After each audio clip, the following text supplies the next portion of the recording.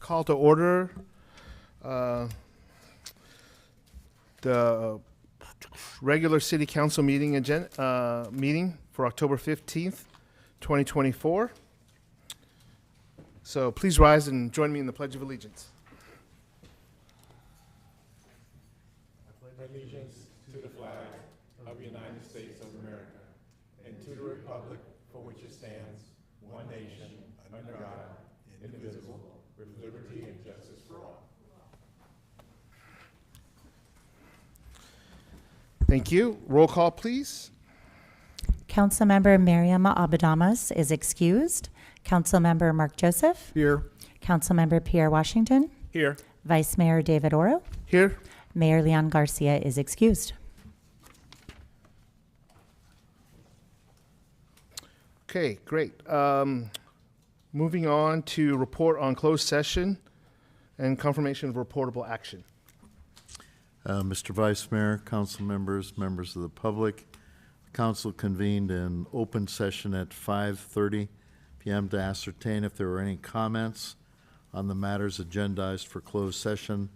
After ascertaining there were none, the council adjourned to closed session at 5:30 p.m.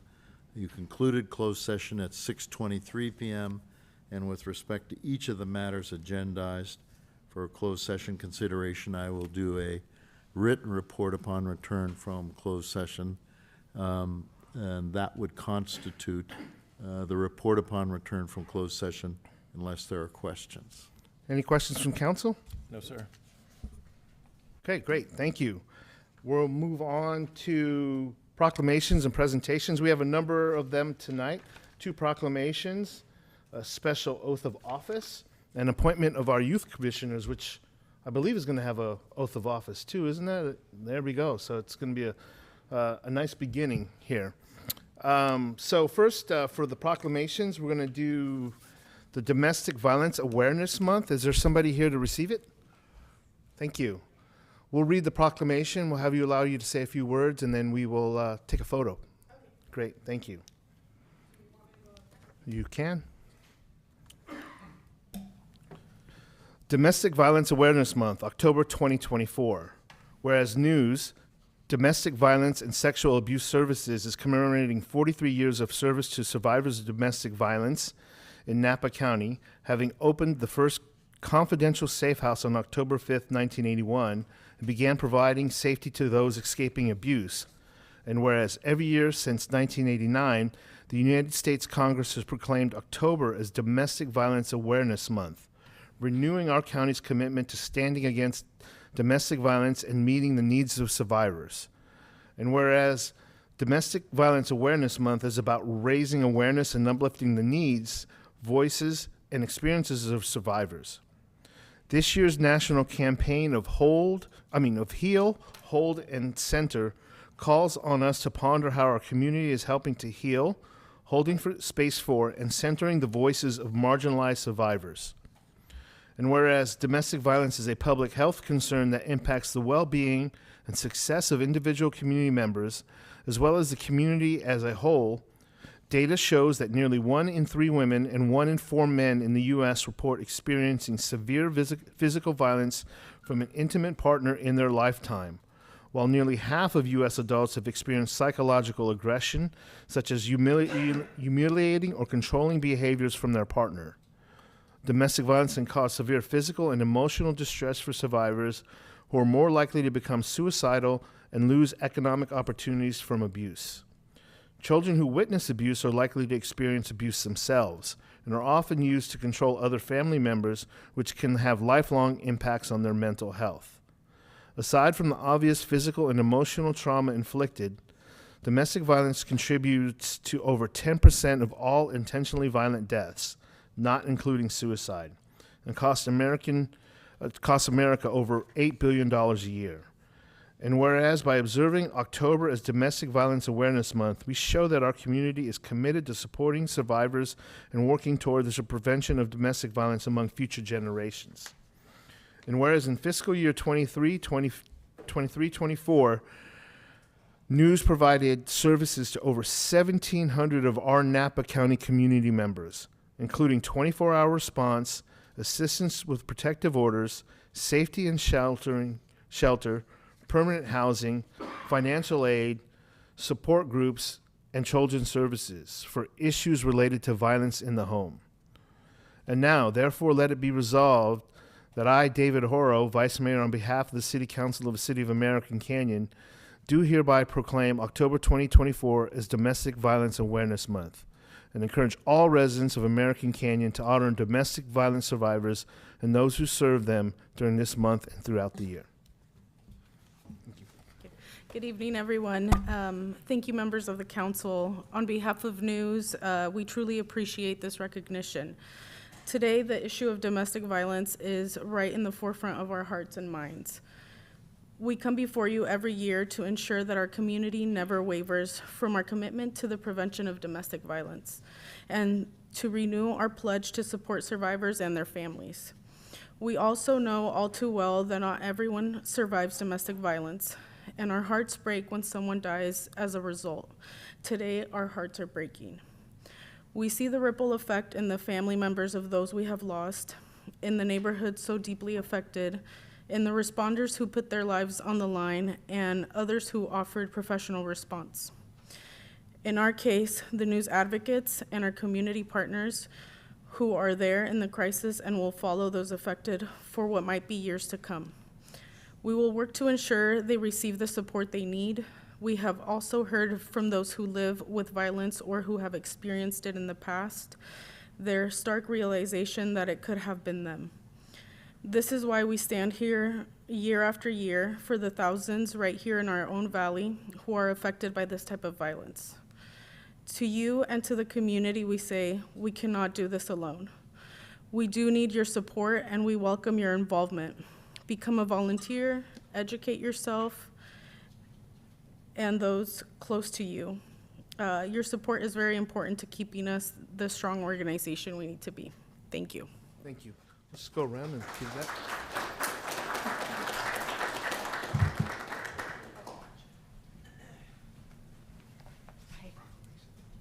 Recording in progress.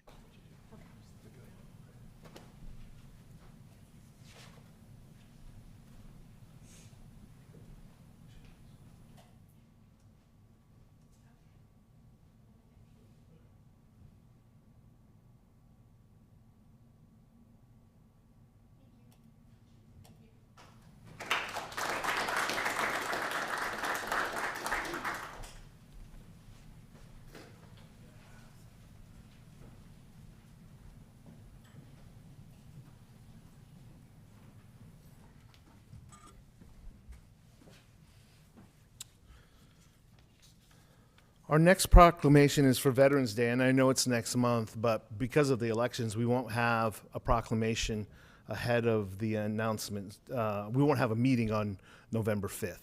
So we're going to do it today. Is there someone here to receive it? Several?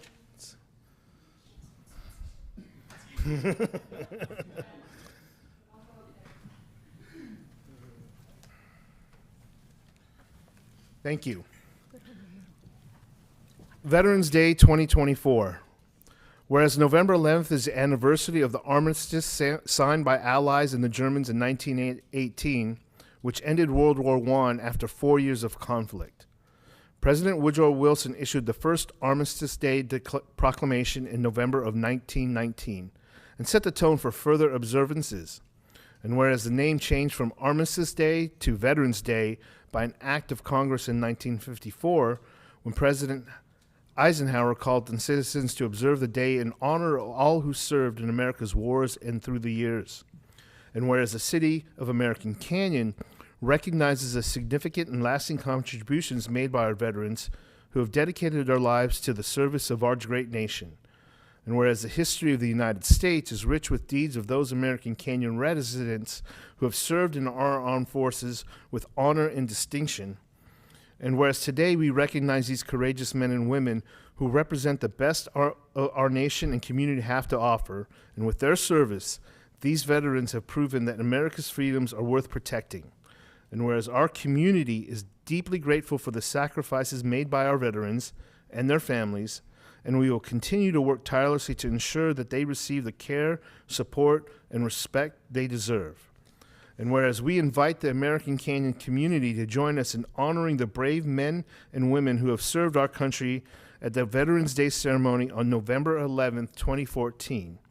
The ceremony will take place at 11 a.m. in the American Canyon Middle School Gymnasium. Together, we proudly recognize and pay tribute to the veterans of the past, present, and future. Now, therefore, be it resolved that I, David Oro, Vice Mayor of the City of American Canyon, on behalf of the City Council, do proclaim November 11th, 2024 as Veterans Day in American Canyon.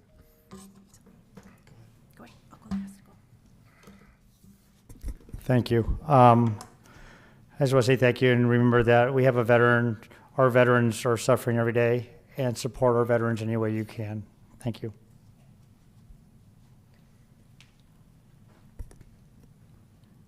I just want to say thank you for giving the opportunity to give us this recognition. And all I can say is I was proud to serve in the service. My patriotic duty was always there, and I'm glad that I did.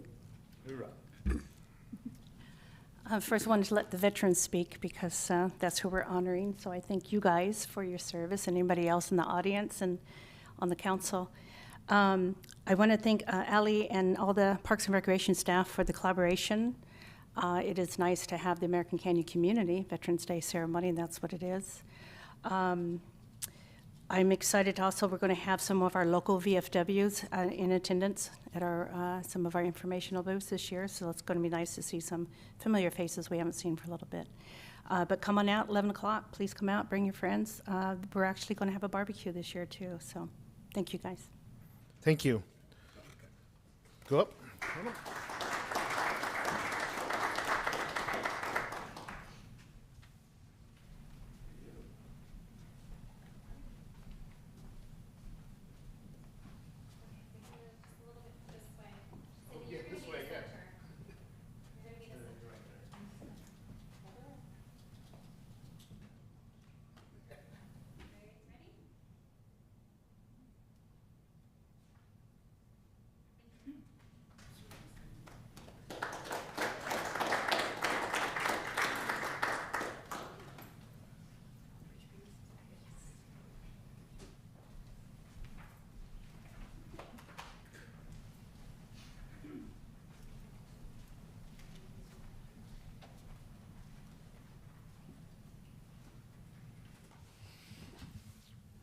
And I'd be remiss without mentioning that we have a veteran behind this dais here, and Councilmember Pierre Washington. Thank you for your service.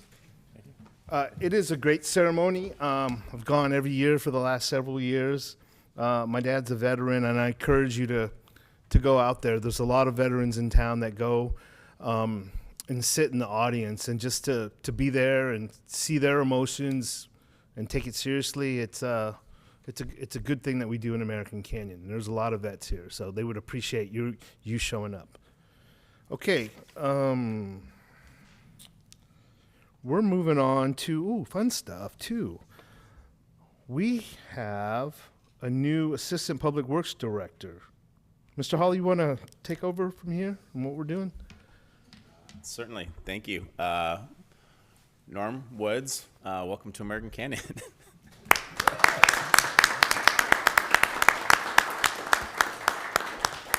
Norm comes to us by way of the city of Roseville, is an expert in wastewater, and will soon become an expert in some of the other areas as well. And we're excited to have him and his family here tonight for the oath of office. Our city clerk, Teresa, will have the pleasure of actually issuing the oath of office. But we're excited.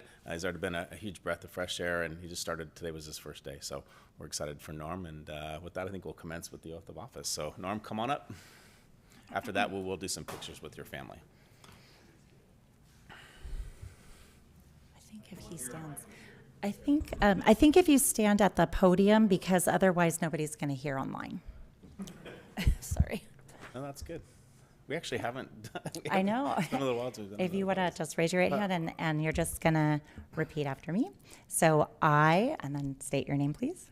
I, Norman Woods, Assistant Public Works Director, Assistant Public Works Director, do solemnly swear do solemnly swear that I will support and defend that I will support and defend the Constitution of the United Constitution States of the United States and the Constitution of the State of California and the Constitution of the State of California against all enemies, foreign and domestic, against all enemies, foreign and domestic, that I will bear true faith and allegiance that I will bear true faith and allegiance to the Constitution of the United States to the Constitution of the United States and the Constitution of the State of California, and the Constitution to the State of California, that I take this obligation freely that I take this obligation freely without any mental reservation without any mental reservation or purpose of evasion, or purpose of evasion, and that I will well and faithfully discharge that I will well and faithfully discharge the duties upon which I am about to enter. the duties upon which I am about to enter. Thank you. Thank you all.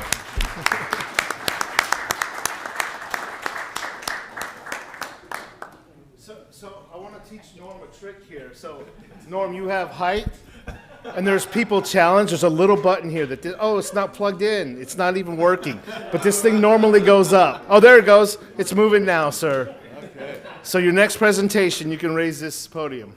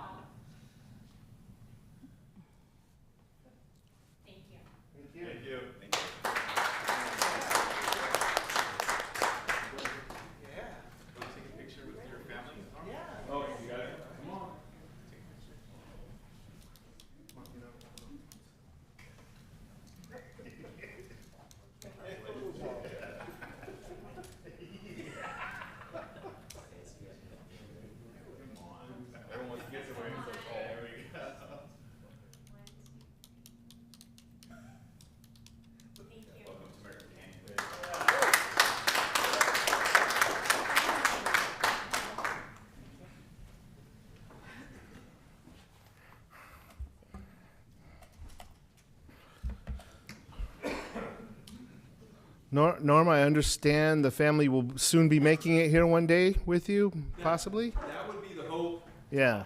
and we'll see once I pass probation. Well,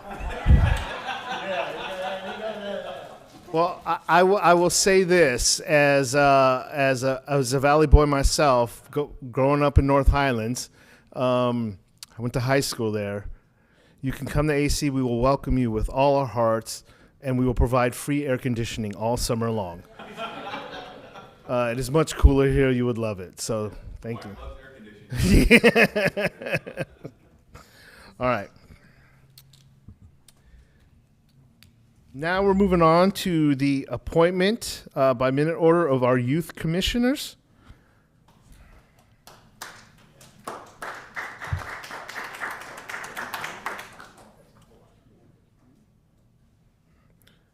So we have Ramandeep Kawar, Jawanda, to the Planning Commission, Heather Mora to the Parks and Community Services Commission, and Colex Joel de los Santos Mintalar of the Open Space Active Transportation and Sustainability Commission. And the city clerk will administer the oath of office. Hopefully I did the names okay. Did I do all right? Yeah. Great. You pronounced my middle name wrong. What was it? It's called. Okay, I will make note of that. Thank you very much. Vice Mayor Oro, we do need a motion and a vote for the minute yes. order, please. I'll make a motion that we appoint these three fine individuals, And I will second it. because I know I can't pronounce your names right. There's a motion and a second. Roll call, please. Councilmember Mark Joseph. Yes. Councilmember Pierre Washington. Yes. And Vice Mayor David Oro. Yes.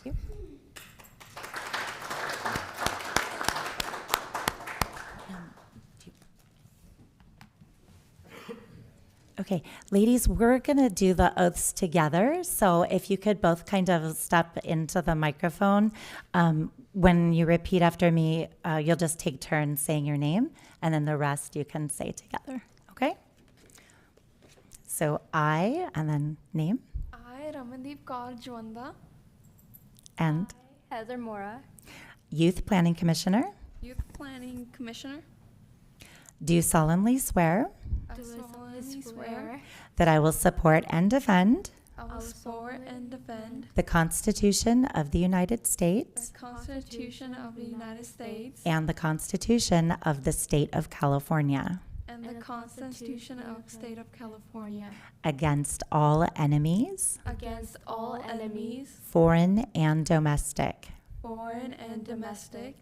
I will bear true faith I will bear true faith and allegiance and allegiance to the Constitution of the United States and the Constitution of the United States and the Constitution of the State of California, and the Constitution of the State of California. that I take this obligation freely And I take this obligation freely without any mental reservation, without any mental allegations, reservation, reservations, or purpose of evasion, or the purpose of elevation.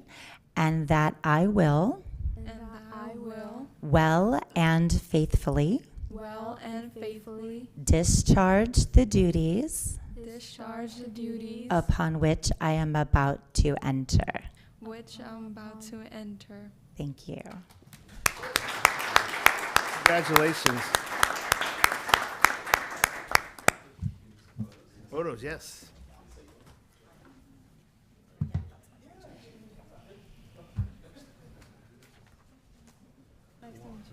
Yeah, go ahead. Thank you. Thank you.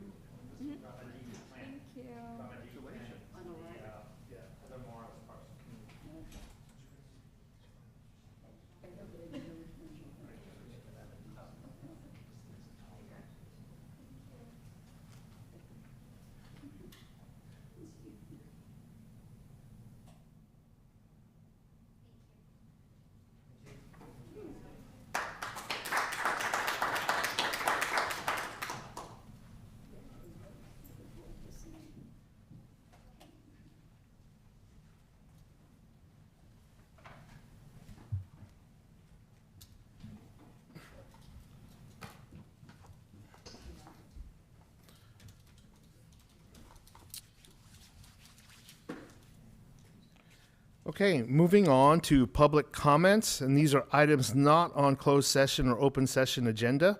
So this is open for members of the public. Do we have any speaker cards? I have no speaker cards. Is there anyone in the public wishing to speak?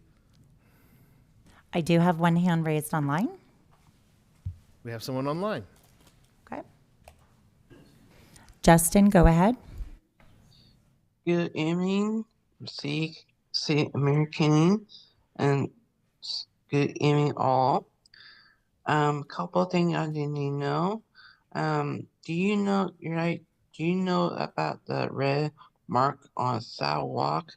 There's like couple mark on sidewalk by my house. Don't know what it is, and I need to find out what it is. The second thing is I'm so patient, very, very patient. I know we need a new house over here, Western Karen Dunmore. There's no sidewalk over there. We probably need a new house over there, a new sidewalk. It's been there for ages. So thank you all, and a good meeting. Thank you, Justin. Any other speakers for public comment? Seeing none, we will continue with our agenda. Moving on to agenda changes. Council, is there any other changes that you would like to make? No, sir. Okay. If no changes, I would make a I'll make a motion I was that we. gonna ask to do the consent calendar. Okay, okay, good idea. I'll make a motion that we adopt the consent calendar. I'll second it. Motion seconded. Roll call, please. Councilmember Mark Joseph? Yes. Councilmember Pierre Washington? Yes. Vice Mayor David Oro? Yes. Thank you. Great. Moving on to public hearings. City Council Code of Conduct and Governance Protocols. There's a recommendation to waive the first reading and introduce by title only an ordinance modifying American Canyon Municipal Code Chapter 2.04.050, Adoption of Procedures, to establish a City Council Code of Conduct and Governance Protocols. Mr. Hawley? Thank you, Vice Mayor and Council. This item tonight is the ordinance that would bring forth the new Council Code of Conduct and Governance Protocols that is included as the attachment. This has been a product of several years in the making, including an ad hoc subcommittee of Vice Mayor Oro and Councilmember Joseph, who helped, along with staff, really revamp our current Code of Conduct and Protocols into something more contemporary. It includes a number of attachments, or what we characterize as appendices. And these are guidance documents from others like the California League of Cities and the Institute of Local Government.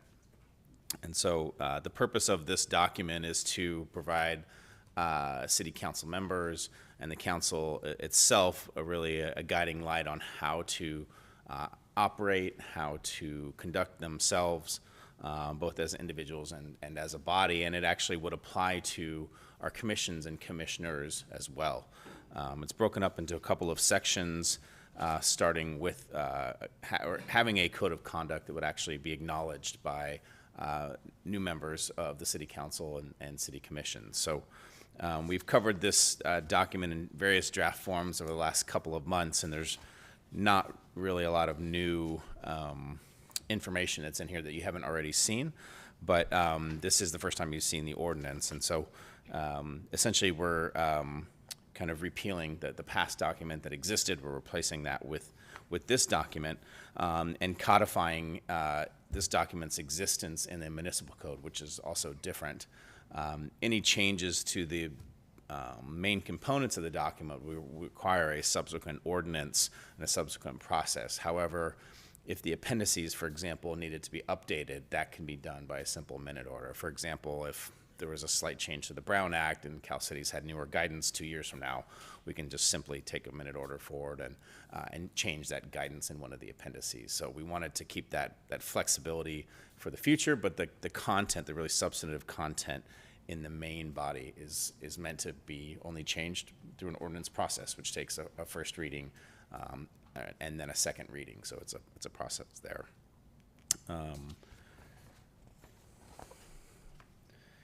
Just trying to see if there's anything else in the ordinance. I think the only thing I would add is this is meant to guide how the council conducts itself, but there's always a layer of staff that is here available to assist council members if there's questions, ambiguities, interpretations, et cetera. Both the city attorney, myself, and the city clerk are here to advise council members, both individually or the council as a whole, if there's an interpretation needed. So, and although the document says that, we couldn't develop a document that covered every scenario or every possibility, both now or in the future. And so I think it's really important that the council understands this is a framework, but there's also going to be the advice and counsel available to you from your professional staff should we need help interpreting things. So just kind of adding that little piece. Happy to answer any questions or any feedback or any comments you may have. We've taken the prior comments that were made in our previous meetings and kind of refined everything and polished everything. So the goal tonight, the recommendation is to have this first reading and then to bring it back for a second reading on November 19th, where it would then be approved. So the intent of this is to have it to apply to the new city council starting in December, although technically the ordinance takes 30 days to apply. We're going to go ahead and ask the council to apply it to themselves a little bit early, and I think they'll be fine with that. Happy to answer any questions or comments. Yeah, so question from Councilmember Washington? No question, just a quick statement. Want to thank Vice Mayor Oro and City Council Member Joseph for the hard work putting that together. You know, I know, like I said, they cut that old policy down in half, which is always good for reading. Also want to thank City Attorney for defining some of the questions that I had previously, so thank you for that. But good work, guys. Thank you. Councilmember Joseph? Yes, I also want to echo the appreciation. This has been a big project, something that I've been looking forward to for years. I do think it's a very good document. I think it'll be worthwhile and educational for new council members, which we will be getting some, as well as to kind of help clarify how we want to conduct ourselves. So I'm excited that we're at this point and looking forward to implementing it. Thank you. Well, I got to say that when I first picked up the original document and then we began to dissect it, I was like, yeah, it does need a heavy lift. And it was a heavy lift. And I got to say, Councilmember Joseph did a lot of the heavy lifting. Thank you. And this is, if there was anything that was, if you've heard the term policy wonk, somebody had to jump into it and be a policy wonk. And Councilmember Joseph went right for it. And I came in with some edits and some suggestions along the way. But I'm glad we got there. And I'm glad we did a 2x2 committee to get it done. And I think we're in good shape. So one other thing that I do want to add is that ideally, since it's now about a third of its original size, that it'll become a document that councils use. This was adopted originally in 2007, and other than maybe a handful of occasions, it's never been referred to or referenced. And I think that's a reflection of the fact that the original document might not have been as relevant or as concise. And so hopefully this will be a document that council members will look at and say, well, on section whatever, it says we ought to do this. So I'm hoping it'll be a living document as well. thank you. And I appreciate all the kudos. It was a lot of fun. I am a policy nerd. What can I say? I do want to echo the appreciation of Councilmember Joseph as well as City Clerk, who contributed quite heavily to this. And just to your point, we do plan on using this as we begin to onboard new council members and commissioners. As part of that, here's your iPad, here's your rule book, sign off, follow it. At least read the first 28 pages, and then the appendices, is a lot more of the detail and a lot more of the guidance from others, and we'll get into that as the situation needs. So, thank you. Yeah, and if I may acknowledge the city clerk as well, we threw back Word documents that were heavily redlined. And the fact that you had to sift through that and have comments and suggestions and turn it into something that was down to 28 pages is truly appreciated. Thank you for that. Sorry for the extra work, but hey, we won't touch it for another 13 years. Do we need public comment on this? We do, and actually, we need some ex parte disclosures too, probably. Yeah, we need to have some ex parte, according to our protocols, we need to have ex parte disclosures. This is a public hearing, if there are any. Public hearing. Yeah, I have no ex parte disclosures. I didn't anticipate that you all did, but yeah. If you all at least confirmed there are no ex parte disclosures, that would be good. Ex parte's here. Yeah. Oddly enough, nobody approached me and said, hey, I want to talk more about this thing. So none to disclose. We do need public comment, though. Correct? Yeah, we'll open up the floor for public comment, either in the room or online. Seeing none in the room? Let me confirm online. Justin, oh shoot. I think Justin. Go ahead, Justin.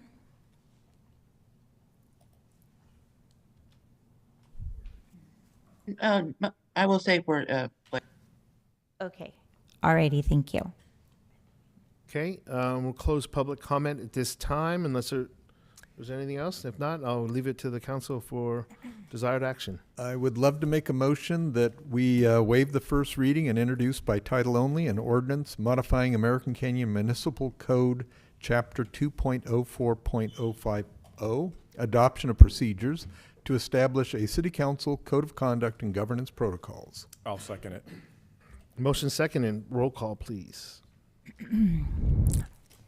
Councilmember Mark Joseph, Yes.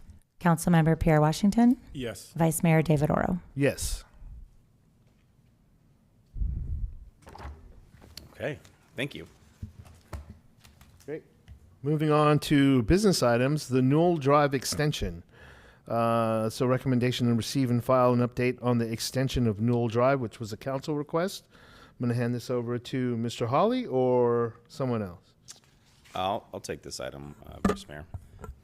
Thank you. Yes, this item is a council requested item from several meetings ago now. And the council requested an update on a project known as Newell Drive Extension. The project will help achieve one of our goals and a number of strategies as it relates to traffic and roadways and things of that nature. And it's really not just an American Canyon project, but one that will benefit the entire region, the whole entire Napa Valley region, transportation benefits, economic development benefits, as well as community well-being. The project has 4 segments. Segment 1 is already complete. Segments 2 and 3 are underway and are already in city limits, and it's really segment 4 that the focus of this presentation is about, and that's located on lands that's currently outside the city, although we're proposing to annex that land in the future. And attachment 1, which shows up as page 389 in your packet, is a map that shows that segment 4 specifically. And so generally Newell Drive, as it currently exists in segments 2 and 3, are kind of north-south. It forms the eastern boundary of American Canyon in a north-south direction. And then by the time you get to segment 4, the road actually will curve into an east-west direction and then eventually connect with State Route 29. And that's what the map on page 389 depicts, is the road as it's curving from north-south to east-west. As the staff report notes, segment 4 is contingent on a number of other things falling into place, many of which are beyond the control of the city, at least directly. In fact, what is probably the biggest decision point, if you will, is what shows up on the picture there on page 389. There's a little green shape, and that's depicting the roadway crossing what is the Southern Pacific Railroad. And if it was just that simple as a little green splotch on the ground, then this wouldn't be a complicated project at all. But the decision about whether this road will cross the railroad at grade or across the railroad surface, or whether the new road will go above the railroad, known as a grade-separated crossing, is actually a very significant decision. And it's not a decision the city gets to make, but it's a decision made by the California Public Utilities Commission. And again, keeping in mind, these lands are not even in the city limits at the moment. We're proposing to annex them. But after annexation, this road would be located at least partially within city limits. You can see on the color-coded map, there's a brown color-coded portion of the road that would actually be located on property, kind of straddling a property line, straddling the city-county limits. The decision about whether to go at the railroad surface or above it is a very important decision, primarily because of cost. The cost of the grade-separated crossing will exceed the cost of the roadways leading to and from the railroad crossing itself. That's how monumental of an undertaking that crossing is. We've done some preliminary analysis. In fact, the analysis the city undertook for the annexation proceedings contemplated this particular project specifically. So we analyzed the environmental impacts of segment 4 in the environmental document for the Watson Lane annexation. And it came up with some pretty interesting analyses, and as part of the a number of the obstacles that are before us. From a safety perspective, the railroad regulators, the PUC, will say that an at-grade crossing is not as safe as a grade separated because there's no chances of railroads colliding with cars. The relative nature of that safety depends on train frequency and safety mechanisms and everything else. We studied other potential environmental impacts, biology, water quality, biotics, and everything else, and it actually found that the at-grade crossing was the least environmentally damaging alternative. And so, and that's because it's not just the grade separated crossing, but you actually have to increase the height of the roadway. And so you're talking several thousand feet, or probably 1,000 feet on both sides of the railroad crossing. You actually have to start beginning to build up the land. And either you do it with really, really expensive retaining walls, highly unlikely. More likely you do it by building up the earth in a fashion that could take upwards of 500 to 800,000 cubic yards of material that would have to be imported in and then built up. And the footprint of that additional work is what is more damaging than a footprint that's at grade. There are more damaging effects to the nearby properties. If you have to build up the land, you have to acquire that land, and you end up with some of these properties being inundated with this much, much bigger project, all of which was studied in that report. So you have this sort of tug of war, if you will, between considerations. On the one hand, railroad at grade has some safety concerns compared to its alternative, but if you look at the environmental impacts, it's just the opposite. The at grade is much, much better for the environment. So getting to the place where that is resolved is the key decision point for being able to move this project forward because of the magnitude of the decision. Like I mentioned, the cost of the railroad crossing, including all the embankments and everything else, will be more than the straight roadway itself. 2017, the roadway with an at-grade crossing was estimated to be in the $10 to $12 million range. In today's dollars, you could multiply that by 2 based on construction cost estimates, maybe 75% or double, somewhere in that range. So close to 20 million for just a roadway.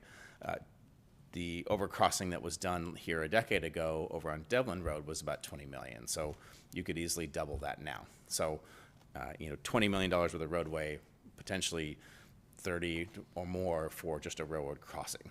And that doesn't include property acquisition. So very, very expensive endeavors. Clearly figuring out where the road's going to be at grade or grade separated is the next decision point, none of which can happen until annexation is completed. One of the things about a project like this is a discussion that also has to be had about who's the sponsor of this project, who's going to be the lead on a project like this. And that's where it gets also, fairly interesting because the land that we're talking about right now is not even in the city limits. So it's sort of hard to say it's a city project for land that's not even in the city, although we aspire it to be in the city. Eventually it will be in the city, and the question rightly becomes, is this a city project? Is this a city-county project? Is this a county project? Is this an NVTA project, Napa Valley Transportation Authority? So getting that question answered, is very important. Up until this point, even though the land is in the unincorporated area, it's being led by the city. It's been city efforts for annexation and everything else. So for the time being, it's going to continue to have to be a city effort because we don't have others stepping up to the plate saying, oh gosh, we would love to take on this capital project because we know it's regional importance. That hasn't happened. The purpose of this item was to update the council and probably more importantly the public about what this project is, where it sits in the world as far as geography, but also where it sits as far as things that have to be accomplished before we can make decisions about moving it forward.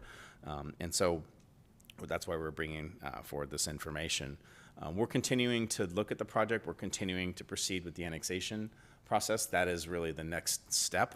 And I say that because tied in with the annexation are a couple of agreements with some of these landowners where the landowners, particularly the landowner, as it shows up on your picture, the landowner in yellow and the landowner in brown have all agreed to provide property for this roadway on the condition that the lands within the annexation area are eventually annexed into the city. So once that annexation happens, at least some of the obstacles, property rights, are partially handled. And it's actually, I should say, it's the red and yellow and the brown. So it's really only the blue areas, and actually it's the blue and the red that still require some acquisition. How much land is needed, though, is very, very dependent upon this, whether you have to bring in these embankments or not. So we can't finalize those until after the annexation and then after the decision point on the grade separation happens. We're currently being sued by the city of Vallejo as it relates to the annexation. We're defending that in court as we speak. We hope to have resolution of that issue next year. and we expect to be successful in that, and we expect to be bringing forward the annexation that will at least start to trigger some of these property acquisitions. So until those things are done, these other decision points, getting in front of the PUC design, all those other questions they're a little premature, I guess I would say. But it's not to say that we're not working on them, and it's not to say it's not an important project. And that's, I think, the message I wanted to get across to the community is we are still thinking about this project. We are still working on it in the background, but there are some monumental issues that we have to overcome, not the least of which we'll be trying to fund this project as well. So that's kind of what I had, but I wanted to make sure we're emphasizing that it isn't like all hope is lost and we're not working on it. There are substantial challenges, and at the moment, we're leading this effort, but we're trying to get some other partners. Councilmember Joseph. Yes. Well, first of all, I appreciate bringing this item forward. I know over the years we've all probably campaigned on the argument that building the Newell extension will be a great way to address some of the traffic congestion. And my concern was nothing's happening, and it's not because we just, it was a good line and we didn't believe in it, or that we weren't working on it, just that there are all these incredible headaches. And so I appreciate staff presenting them.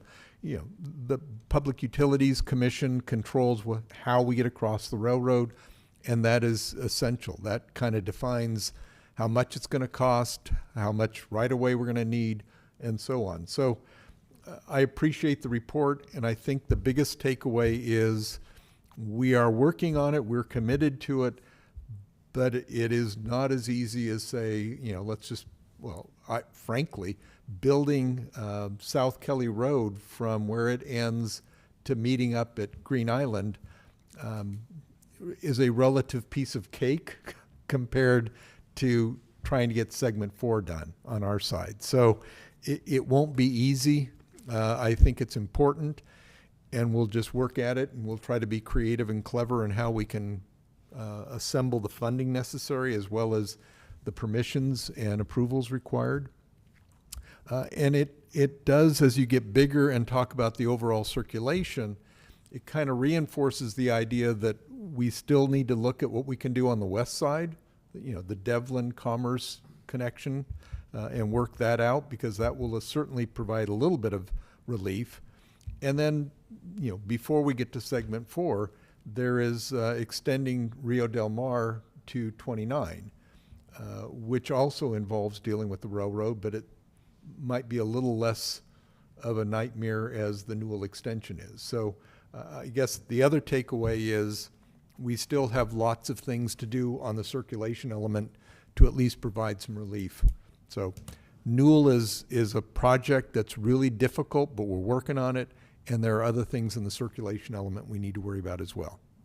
Thanks.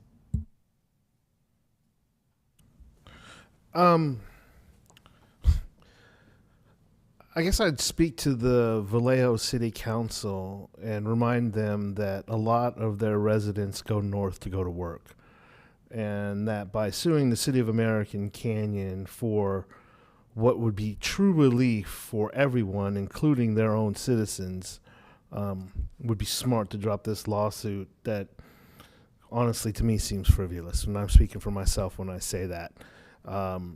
And that would allow us to move forward on this. That should be known. Mr. Hawley, if we were to remove that, and let's say railroad's at grade, PUC says at grade's good, here's a couple conditions, move forward, then it becomes about finding $20 million? Approximately, yeah. Where are we going to get that? That's a good question. The concept is first a series of mitigation fee programs we have. Traffic impact fees will contribute to that. So that'll be a part of it. Probably not enough to cover the whole piece at grade. We'll look at funding sources. So, if there aren't state grant funding sources, you would start looking at debt. You'd start looking at property tax, for example, enhanced infrastructure financing districts where you take property tax increment. Because this property is not yet in city limits, when that area annexes, it will be in city limits. There is, a presumption around the property tax increment, because right now, limited utility with that land, it's going to increase in value based on county land uses, which aren't much. And so it has a limited upside, if you will. Once annexed to the city, a lot more value can be created from that property. And so it's not just the impact fees when that development activity were to occur, but just the net property tax increment is a possible funding source. So you say, okay, there's some debt financing that can be available through those sorts of financing districts. So those are the concepts right now. The bigger piece, I think, is how we're going to have to start funding some of the studies, right? Because we're not going to be able to just hypothetically get to the at grade. We're going to have to present a case to the PUC that says we've got to go at grade because at grade separated, it's not feasible. And so that takes a lot of engineering. It takes studies. We've already done environmental studies. It'll take other engineering studies. And so really a next step will be to start funding those studies, bringing in consultants, having them design the two alternatives, having them explain the differences between the two alternatives from cost and from safety and from environment, all of those things. And so that's probably a next step for us to do, is to go back and go, okay, let's scope just the design, not necessarily the construction aspects of this, just the design aspects alone. What is the cost of those proposals, of those designs, and going back and that would be a next step we could take. And it sounds like we would have to study both options.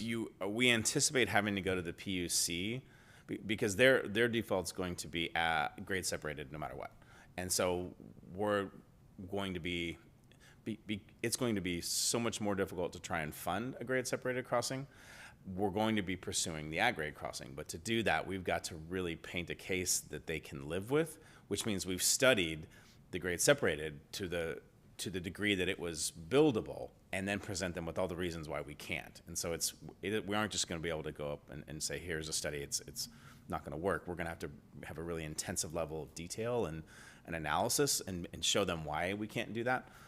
And that will take time and money to bring the consensus to that. I think that there's also something here. So a few years ago, I recommended a 2x2 committee to kind of work with the landowners, as well as with the county. Supervisor Ramos and I got together to try to get people in the room. We got them in the room.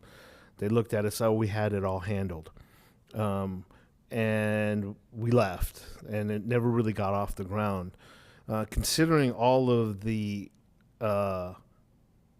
entities involved here, it might be worth doing that again. I think, obviously there's this litigation here. We're just weeks away from a potential new council.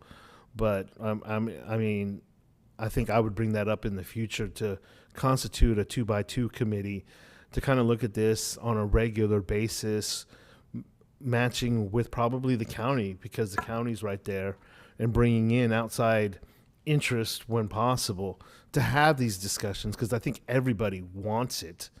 And, we're going to have a new state senator as well, who I've briefed on this project as well, to try to get him to make sure that he remembers us down here and find some state money for us to apply to this project. Personally walked him out there and did a tour with him. So I think it's important that we do that in addition to staff. I'll let you worry about all those technical studies, but there's going to be a lot of political capital to try to make this happen. And then if we're not on it, we're going to sit here 4 years later going, well, it looks good. Jason gave us an update 4 years ago, and it looks good if you can figure all these things out. And I don't want that to happen again. Yeah. I would support an effort of that nature, because this is, this isn't going to be an easy project under any circumstance.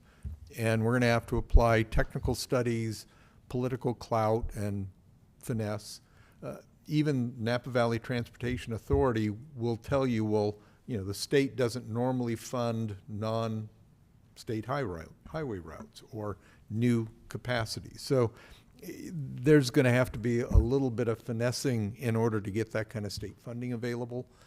If Measure U does pass, we'll have a little bit of flexibility. Up to 5% of our dollars could be used on something like this. which I'm pretty sure isn't nearly enough to make it happen. But it's a good idea to have that kind of a 2x2 of some sort.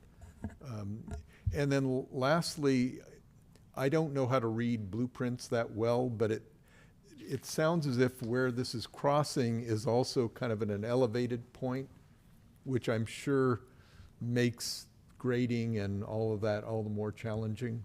Is that correct, or really don't know how to read a blueprint?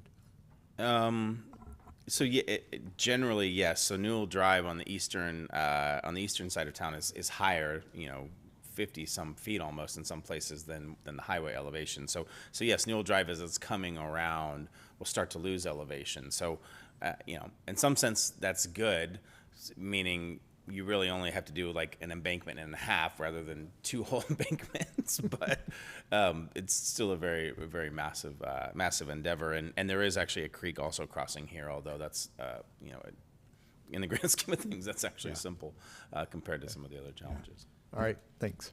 Yeah, I have another question on the Brown segment that goes into the county. It seems like trying to line up with the Newell, not Newell, but Green Island Road as an intersection. I mean, that seems thoughtful for a reason, and they've given us the agreement to that, but is there any way you can move it south to just be on the Paoli property, which is owned by one person that's within the city limits when we do this annexation, and not have to deal with the county? Has that been contemplated in any way? Yeah, there are different alignments that have been contemplated.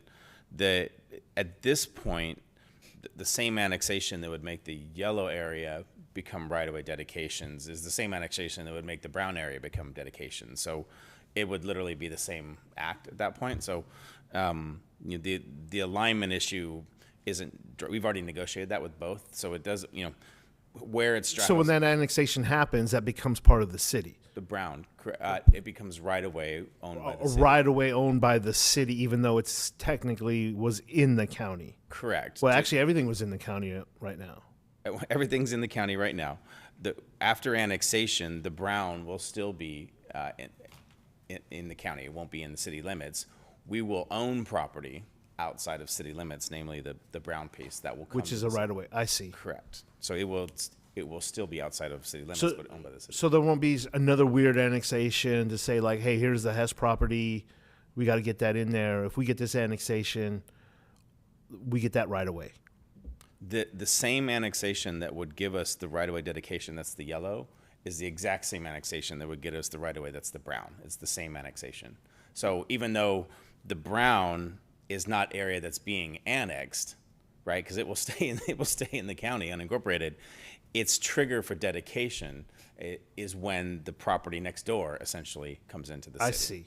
Great. A little unusual circumstances, but it's that same act. It's not a separate act. It's the same one. Okay, great. Thank you. So at that point, the alignment sort of doesn't matter a lot, and there is a deliberate attempt to line that up with Green Island Road. Because that'd make a great roundabout. Yeah, I mean, you sort of look in the future and you think about different possibilities. We don't have any plans to have protected turns, but if you line up something 100 feet to the south, and then 20 years later, God, if that was just a little bit to the north, we could do this next thing, but now we can't. So there was some intention there, and that's why we've made that. Okay. Any further council comment?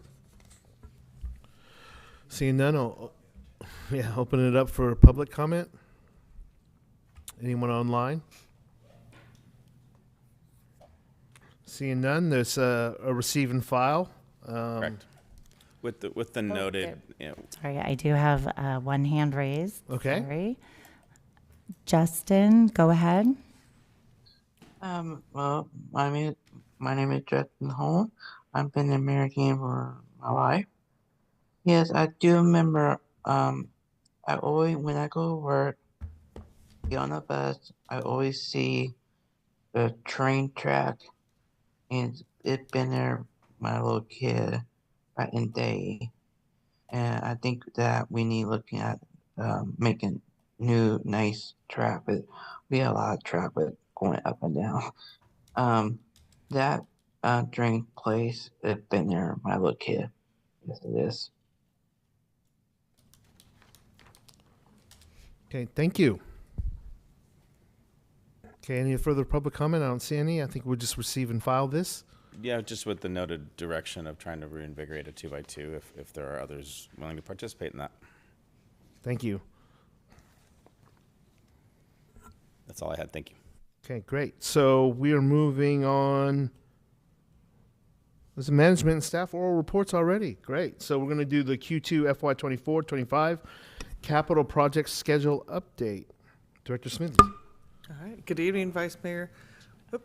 Good evening, Vice Mayor Oro, council members, and the American Canyon community. Erica Almond-Smithies, Public Works Director. Just giving you an update the last quarter of our capital projects. 90 days ago, we thought we'd have a lot more out to bid, but a lot's coming along.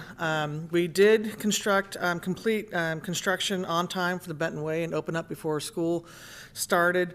And the one remaining item out there is the flashing beacons for the lighted crosswalk at Benton Way and Hummingbird. Really good, beautiful project. I don't know if you guys have been out there yourselves, but really bright. Really hoping that it'll open up the pedestrian and bicycle corridor for all that use it, because it is one of our highest traffic corridors as far as community members using it for the pool center, Boys and Girls Club, and the two schools and the community parks. Construction started last week on the Newell Open Space Trailhead. If you haven't seen the signs, it's been a great collaborative effort with Parks and Recreation. That will hopefully be completed by the end of this year, but it's going along well right now. And we were doing regular updates, like the trail is going to be open back to the public because they had to get things organized as far as the parking lot shut down and then the temporary trail around the parking lot. Design is completed on Knightsbridge, water and pavement improvements, and the Melvin Road sidewalk and storm drain improvements. The bids were advertised on Friday, so looking forward to getting those bids open the end of this month, early November, so we can bring it back to council for the second meeting for award. Capital projects for the next 90 days, complete or under construction, new open space, pending weather, it may be completed. Awarded construction contracts for the City Hall roof repair. This is a minor project that we're hoping the city manager is able to sign off, less than $100,000. And then Knightsbridge, actually I see that, Knightsbridge award, Melvin Road sidewalks and storm drain improvements award, the Green Island Road widening and reconstruction award, likely in January, Rancho Del Mar utility and pavement improvements awarding in December, and the Wetlands Edge enhancement and outdoor education area, awarding that later this year, end of the calendar year. Design is going to be completed soon on the Silver Oak restroom, Northampton restroom, and the Northampton shade structure. These are all items that we had consultants' designs, and just with the staff resources, being able to review their designs and kicking them back on time with them and vice versa. Everyone's really busy this time of year, but they are our extended arm of staff resources, and we're still a little behind on that, but we should have design completed soon and get that out. And then we have hopefully no delays on ordering the equipment for the bathroom equipments or ready-made, prefab for structures. But then we have to bring utilities to the parks. There's also a bathroom plan for Wetlands Edge. And then we also plan to award design contracts for South Kelly Road and Highway 29. We're close to making a selection of the consultant, but we are partnering with the county. They've requested us to partner with them on the design of the north half of South Kelly Road, as well as Tower Road. So we're working on an agreement with them for reimbursement of the design and construction, and plan to move forward with that in the coming months. So with that, we also received a schedule and an updated project map. I don't know if you have any questions on that. It's a lot of busy lines and small reading unless you have a big screen. So welcome your input and feedback. Thank you for that. Councilmember Joseph. Yes, well, thank you for the update. Just to be clear on the Melvin Road work, you're also designing any undergrounding, utilities and storm drain and all that is going to be fixed before there's any paving done? Correct. We have not gotten official award of funding, but we submitted the, as you're aware, we got the HIP grant or a notice of funding from MTC for being an affordable, friendly community building. So there's approximately 1.3 million that we've submitted a letter of interest on paving Melvin, but that'll happen after all this would kind of probably about 2 years down the road, because it's a federal funded pilot project through Metropolitan Transportation. Okay, good. Commission. Some people had said that they had heard that we were just going to pave it and not fix it, and I was pretty sure that wasn't the case. I'm just putting you on the spot to confirm it. That's okay. Yeah. Thank you. Any other questions? All right. I actually have a question. So it's great to see all the improvement in the work, and I think there's a lot of contracts here that are going to be awarded. And I actually had in my mind that this summer was going to be the summer of our new bird, the jackhammer. It's coming. It's coming, right? So it's probably springtime is when a lot of this is going to be happening, you think, Yes. given the weather?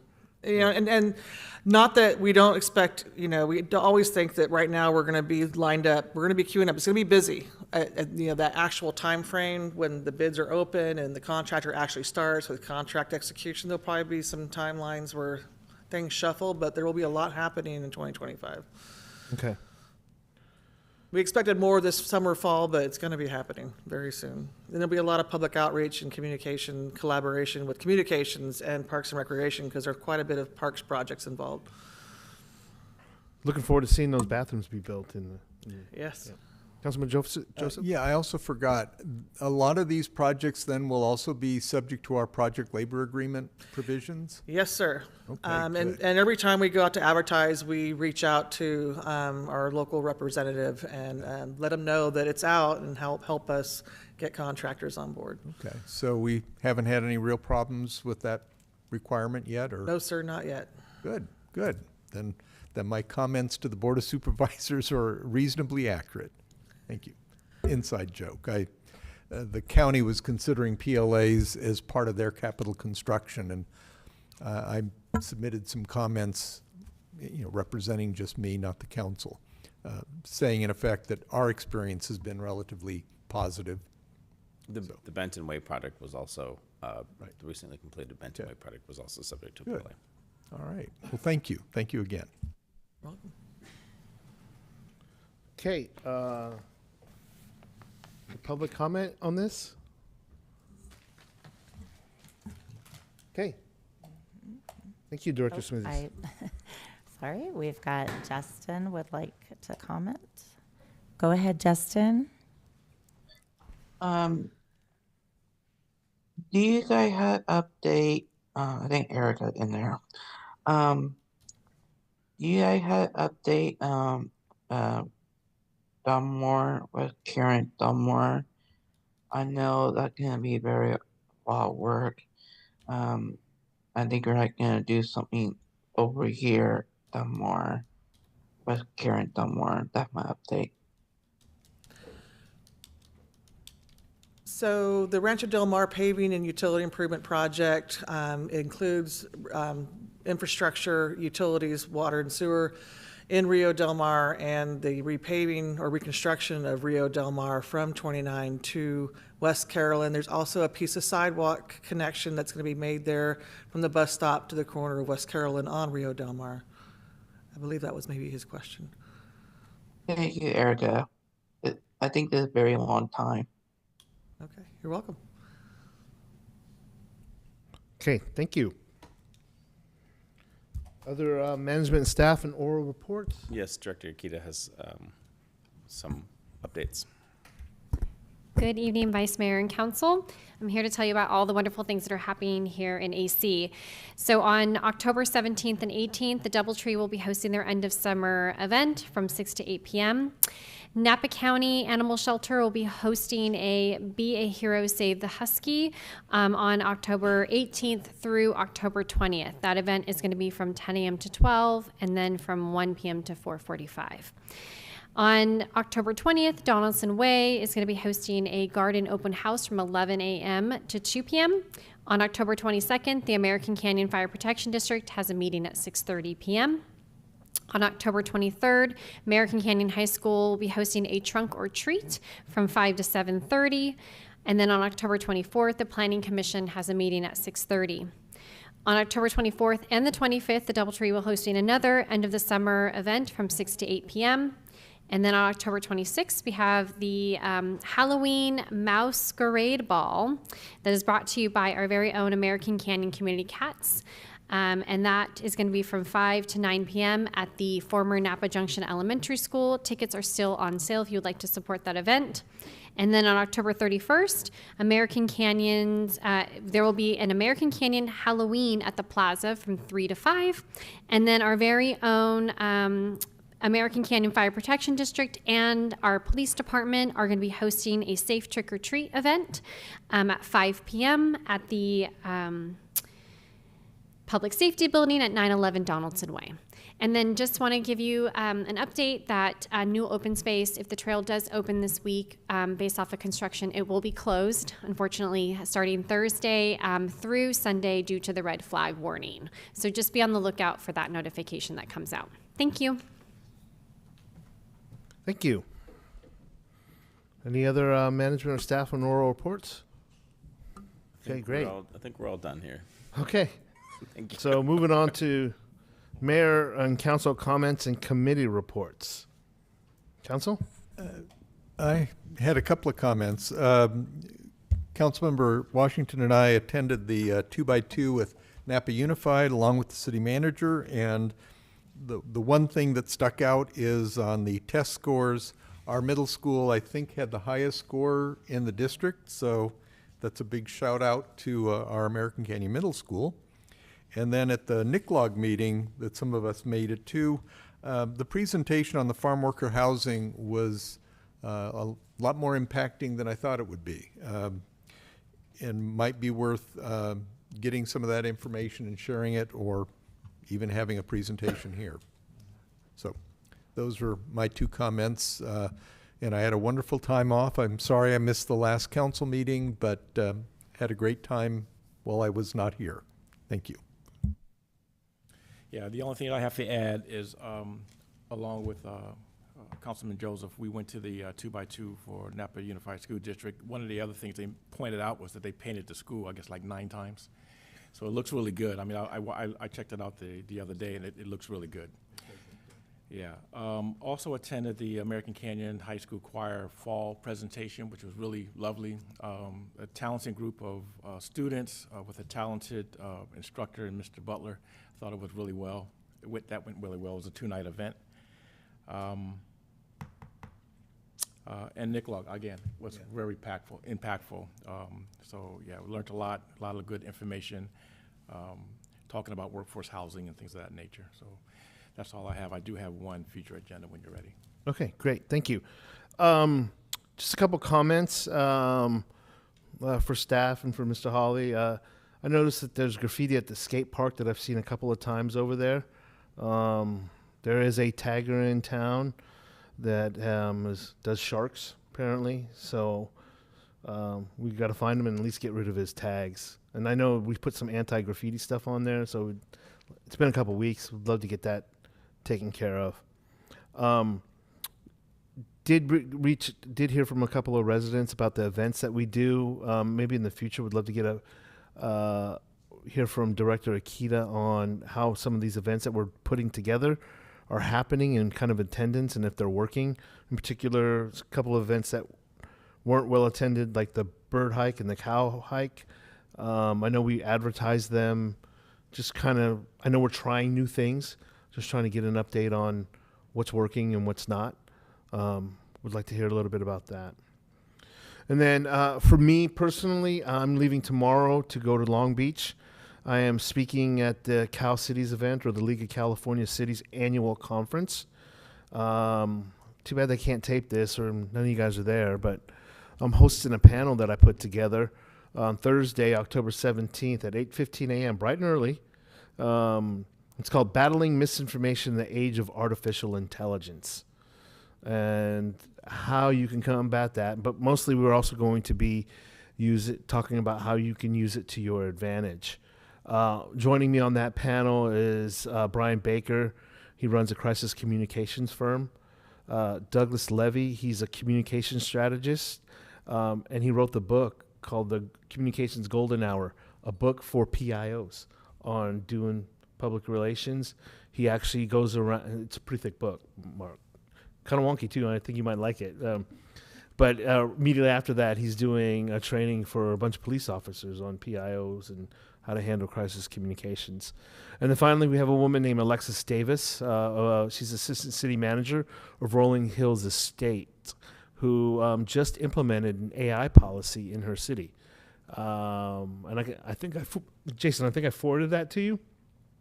Maybe I'll bring that up as a future agenda item after I learn this. But anyways, we're speaking there. We have a session. I'll be there Thursday. We're hoping it's well attended. We do understand that it is the topic of the moment. You can also read about it. This is for staff and anybody out there. We have an article that we wrote in Western Cities Magazine that they send out, and it's bylined by us. I'll bring back any information that I may have, but we're pretty excited about it.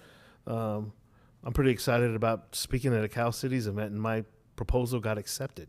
So excited about that. Too bad my friends and family won't be there to see me.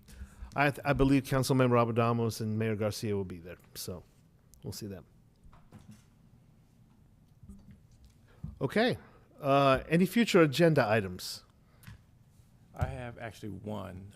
We read the proclamation earlier about for Veterans Day a little earlier because we don't have the first council meeting of next month. But I met with the VFW 1123 this past week, and it was brought to my attention that they like to see if American Canyon would be interested in being a Purple Heart city for our veterans. I actually think that's a great idea. I took some of their information, and I guess I'd like to see if you, Mr. Holly, would be able to write up a proclamation for the Purple Heart making our city. We have actually 3 known, still living Purple Heart veterans in our city. I'm still trying to gather more of the names of who additional people were from the past who may no longer be with us, but I think it'd be an honorary our prestigious acknowledgement of our veterans who have been wounded in war. So I don't know what you need from us, if it needs to be something I pass or I recommend. Do you have any kind of sample, like sample resolutions or sample, like a? I have one I could send to you. Yeah, that would be extraordinarily helpful. And yeah, I mean, that seems to align with a lot of things that we're doing here. So if the council, if you guys want to take a vote and put that on a future agenda item, this proclamation or resolution, whatever it is, that doesn't seem to be a particularly controversial kind of topic. I think we're pretty supportive of it. I was talking with Cindy Biederman earlier tonight, and she reminded me, she had brought up the topic a while ago, and it was supportive of it. So I plan to chat with her about it, about how we might see if there are other Purple Heart recipients in town, and how can we get the word out, the list of folks that we're trying to compile. Okay, I'll include her in the email that I send you with it. Yeah, I think that's a great idea. It is consistent with a lot of who we are. Thank you. Yeah, I'd second that. Just takes a motion in a second, and you all to vote it, and we'll put it on the list. I'll make a second to Councilmember Washington's motion that we include this as a future agenda item. Thank you. Just don't even need to waste time with Parliament.